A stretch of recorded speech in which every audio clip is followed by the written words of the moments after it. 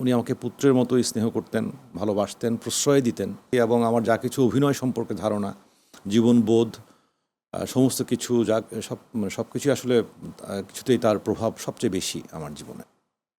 নাগরিকের বেশ কিছু ভালো প্রোডাকশনে তোমাকে দেখা গেছে, ভালোভাবেই দেখা গেছে। ওইটা একটু জানতে চাই যে কিভাবে শুরু হলো, বা আমি যেটুকু জানি যে আলী জাকের আঙ্কেলের সাথে আমার খুব ভালো একটা সম্পর্ক ছিল। উনি আমাকে খুব পছন্দ করতেন। উনি তোমার কথা কিন্তু কয়েকবার আমাকে বলছেন বিভিন্নভাবে, হ্যাঁ, যে ঘুরে ফিরে, বা ওই যখন আমি যখন ওনার সাথে কথা বলতাম, ওনার কিছু শুনতাম, ওনার তো আসলে অনেক কিছু জানার মানুষ। তখন উনি বলছে যে এই ছেলেটা অনেক, সে খুব মানে সে খুব ক্যালকুলেটিভ না, কিন্তু খুব ক্রিয়েটিভ। এই কথাটা আমার মনে আছে যে উনি এই কথাটা বলছে যে ক্যালকুলেটিভ না, খুব ক্যালকুলেশন করে চলে না, লাইফ নিয়ে অনেক ক্যালকুলেশন করে না, কিন্তু খুব ক্রিয়েটিভ। আর ক্রিয়েটিভ লোকরা, যারা খুব ক্রিয়েটিভ হয়, তারা ক্যালকুলেশনে দুর্বল হয়। এটা কেন বলছে আমি জানি না, এটা তোমার সম্পর্কে যদি ওনার সম্পর্কে একটু কিছু বলতাম। সিভিক রয়্যাল রিসোর্ট, সবুজে ঘেরা আভিজাত্য। আমার থিয়েটার আর্টে শুরু, এবং আমার প্রথম ডিরেক্টর হচ্ছে আজিজুস সামাদ। ওনার রচনা এবং নির্দেশনায় প্রহেলিকা নাটকে আমার প্রথম অভিনয়। কিন্তু আমি থিয়েটার আর্ট ছেড়ে যখন নাগরিকে জয়েন করি, তো তখনই আসলে মানে আমি ওয়ার্কশপে ফার্স্ট হয়েছিলাম, প্রথম হয়েছিলাম আমি। আমরা তো প্রায় 30 জন ইন্টারভিউ দিয়ে যোগ দিই নাগরিকে ওয়ার্কশপ শেষে আমি প্রথম হয়েছিলাম ওয়ার্কশপে। তো তখন থেকেই মানে একটা অদ্ভুত যোগাযোগ, ছোটলু ভাই, আমরা ছোটলু ভাই বলি আলী জাকের, হ্যাঁ, ছোটলু আমি ভাইয়ের বললাম না, সাথে কেউ বুঝবে না কেউ জন্য। মানে ওরকম কথা হয় না, বা সেরকম আড্ডা বা গল্প তো ওই সময় শুরুর দিকে হতো না, কিন্তু অদ্ভুত একটা যোগাযোগ তৈরি হয়েছিল ওনার সাথে আমার। মানে আমি বুঝতে পারতাম যে উনি আমাকে পছন্দ করেন, স্নেহ করেন, এবং আমিও তার প্রতি এক ধরনের এটা এটা কত সালের কথা? 99-2000 সাল। তো তারপর তো উনি আমার নাট্যগুরু হলেন, এবং আমার সৌভাগ্য যে আমি তার খুব স্নেহধন্য হয়েছি। মানে উনি আমাকে পুত্রের মতোই স্নেহ করতেন, ভালোবাসতেন, প্রশ্রয় দিতেন। তো এটি আমার সৌভাগ্য। মানে জানি না কেন আমি তার মানে এত বেশি ভালোবাসা পেয়েছি, এত প্রশ্রয় এবং স্নেহ পেয়েছি, এবং আমার যা কিছু অভিনয় সম্পর্কে ধারণা, জীবনবোধ, সমস্ত কিছু সব কিছুই আসলে কিছুতেই তার প্রভাব সবচেয়ে বেশি আমার জীবনে। না, এবং উনি মানুষ হিসেবে খুব অসাধারণ ছিলেন, সব কিছু মিলিয়ে অনেক। তো তারপরে ওই থিয়েটারের, নাগরিকের তোমার কী কী প্রোডাকশন করলা পরপর প্রথম থেকে? আমি নাগরিকে জয়েন করার পর প্রথমে রক্তকরবীতে অভিনয় করি। কোন চরিত্র ছিল? এটা প্রথমে ছিল ছোট সর্দার, আচ্ছা, পরে কিশোর চরিত্র আমি অভিনয় করেছি। তারপরে কাল সন্ধ্যায় করি, আলী জাকের মানে ছোটলু ভাইয়ের নির্দেশনায় করি হচ্ছে নতুন নাটক করি ছায়ানট, আর পুরনো নাটক করি হচ্ছে কোপনিকের ক্যাপ্টেন। তারপরে একসময় দেখেছিলাম আমি মঞ্চে। হ্যাঁ, কোপনিকের ক্যাপ্টেন আমি 5টি চরিত্রে অভিনয় করতাম, 5 রকমভাবে।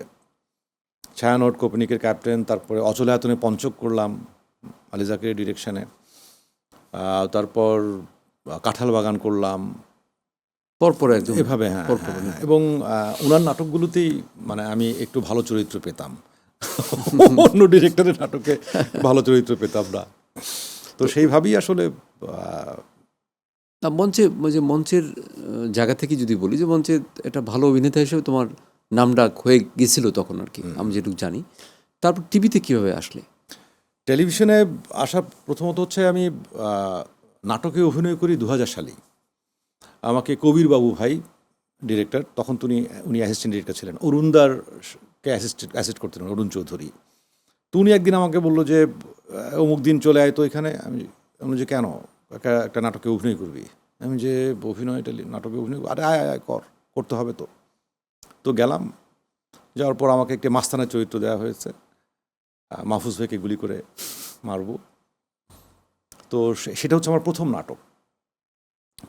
3-4টা এরকম কাজ করালেন আমাকে কবিরবাবু ভাই, অরুণদার। কোনোটাতে মাস্তান, কোনোটাতে নায়কের বন্ধু, কোনোটায় নায়িকার ব্যাগ ছিনতাইকারী। তো এরকম কিছু নাটক করার পর আমার কাছে মনে হলো যে না, আমার ঠিক ভালো লাগছে না, মানে চরিত্র ভালো লাগছে না আর কি। বা আমি ঠিক মানে চরিত্রের কারণেই হোক বা যে কারণেই হোক আমি ঠিক Comfort না। উপভোগ করছি না এবং ভালো লাগছে না, তো আমি ছেড়ে দিই। তারপর তো এরপরে আমি নাটক লিখি। নাটক লেখার পর প্রথম প্রচারিত নাটকই তুমুল জনপ্রিয় হয়ে যায়, বয়স যখন 21। কে ছিল ওখানে নাটকে? ওইটা নাটকের ডিরেক্টর না মানে পাত্রপাত্রী কে ছিল? পাত্রপাত্রী ছিল ওই সময়ে, ছিল হচ্ছে রোমানা ছিল, কুসুম ছিল, মিম ছিল, সজল ছিল, রূপক ছিল, ওরা ছিল। আর ডিরেকশন কে দিয়েছিল? ডিরেকশন ছিল প্রথমে ছিল মান্নু, এরপরে ও দিয়েছিল এটা হচ্ছে- সিরিয়াল ছিল তো এটা? হ্যাঁ সিরিয়াল। হ্যাঁ, হ্যাঁ। এরপরে ছিল 21-এর পর যেটা করি সেটা ছিল তাহের শিপন। এটা কি চ্যানেল আইতে প্রচার হয়েছিল নাকি? চ্যানেল আইতে। চ্যানেল আইতে, হ্যাঁ। তো 2004 সালে এটি প্রচার হওয়ার পর তুমুল জনপ্রিয় হয়ে যায় এবং আমি জনপ্রিয় নাট্যকার হয়ে যাই। তারপর ক্রমাগত আমি নাটক লিখে যাচ্ছি, মানে পেশাদার নাট্যকার হিসেবে আমি নাটক লিখে যাচ্ছিলাম। তো এর মধ্যেই আসলে 2005-এ হঠাৎ করে একদিন আমাদের রিহার্সাল রুমে দেখি আবদুল্লাহ রানা ভাই এসছেন। আমরা কালসন্ধ্যা বলি আমরা, ছোটলু ভাইয়ের ডিরেকশনে ছায়ানটে রিহার্সাল করছি। তো আমরা রিহার্সাল করলাম, উনি এক কোনায় বসে দেখলেন। তো রিহার্সাল শেষে ছোটলু ভাই বললেন যে এই রনক, বাইরে রানা আছে, ওর সাথে একটু কথা বল। আমি গেলাম, রানা ভাই যে আপনি কি কালকে ফ্রি আছেন? আমি বললাম যে হ্যাঁ আছি, পিকো ধোনিতে আসেন। গেলাম ধোনিতে, উনি একটা মুভি ছেড়ে দিলেন ফাইন্ডিং ফরেস্টার, সিনেমাটা দেখেন। দেখলাম, তারপর আবার এসে একটা স্ক্রিপ্ট দিলেন যে এটা একটু পড়েন। পড়লাম, তারপর বললো যে আমাদের মূল ফিল্ম হচ্ছে এটা, এটার অ্যাডাপ্টেশন হচ্ছে এই গল্প, এই গল্পে এই চরিত্রে আপনাকে বস বলেছে, মানে জাকের ভাই, ছোটলু ভাই বলেছে যে আমাকে দেখতে পারে, তো এই জন্য আপনাকে ডেকেছি। দেখলাম, কিন্তু আমার কল্পনার সাথে আপনি কোনোভাবেই যান না। আমি একটা ভোতা টাইপের একটা চেহারা, নির্বোধ টাইপের একটা চেহারা কল্পনা করি। আপনার চেহারা অনেক শার্প, আপনাকে অনেক ইন্টেলিজেন্ট মনে হয় চোখ দেখে। আর আমি আপনার হাঁটা লক্ষ্য করেছি, আপনি অনেক দ্রুত হাঁটেন, কিন্তু আমার চরিত্র অনেক Lethargic বা আস্তে আস্তে হাঁটে। মানে খুবই ইয়ে করে হাঁটে। তো আমার কোনো ভাবনার কোনো কিছুর সাথে আপনি যান না। তো বস আপনাকে দেখতে বললো, যেন দেখে রাখলাম। আমার হাতে সময় আছে, যে আমি যদি বেটার অপশন পেয়ে যাই আপনাকে সাপোর্টিং রোলে চলে আসতে হবে, আপনি মাইন্ড করতে পারবেন না। আমি ওকে ফাইন। তো 2 মাস 3 মাস গেল, হঠাৎ একদিন ফোন করলো, ওই দিন আমার জন্মদিন ছিল। ফোন করলো করে বললো যে রনক, আপনি প্রধান চরিত্রে কনফার্ম। রানা ভাই বললো? রানা ভাই বললো। আমি যে কেন ভাই, বেটার অপশন পেলেন না? তখন সে হাসলো।